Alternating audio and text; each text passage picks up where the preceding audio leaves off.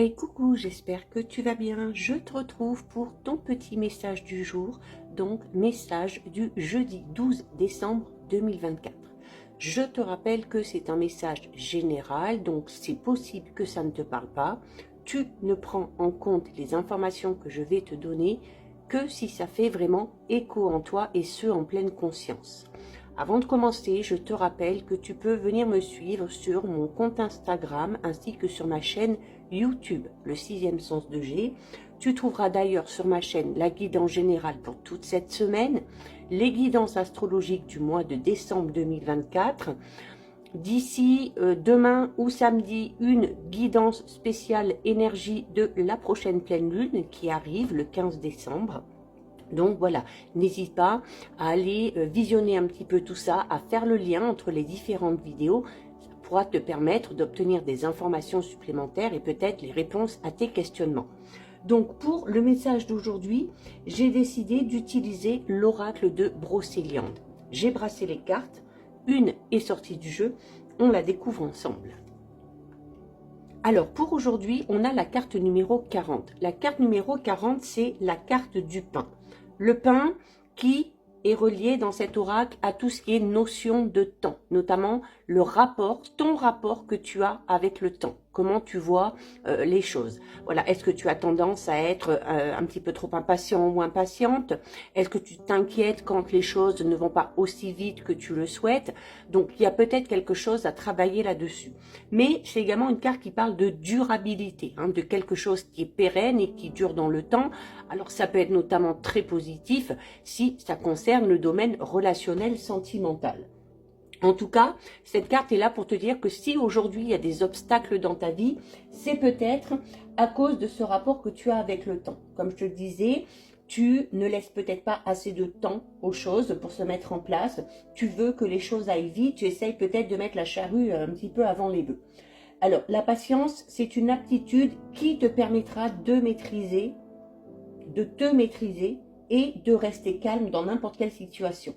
Surtout dans une situation où c'est un petit peu tendu ou tout simplement face aux difficultés. Donc c'est vraiment une qualité essentielle ici pour n'importe qui. Surtout si tu aspires à la sagesse. Mais, eh bien, la patience, elle se cultive, elle s'acquiert et surtout, elle s'exerce. Il va falloir l'apprivoiser. Il va falloir également que tu saches repérer ce qui déclenche l'impatience chez toi. Et ensuite, eh bien, tu apprends à te détendre, à garder ton calme, à maîtriser tes émotions. Alors, par le biais peut-être d'exercices respiratoires, de méditation, de pensées créatrices et positives, mais tout ça, ça peut t'aider.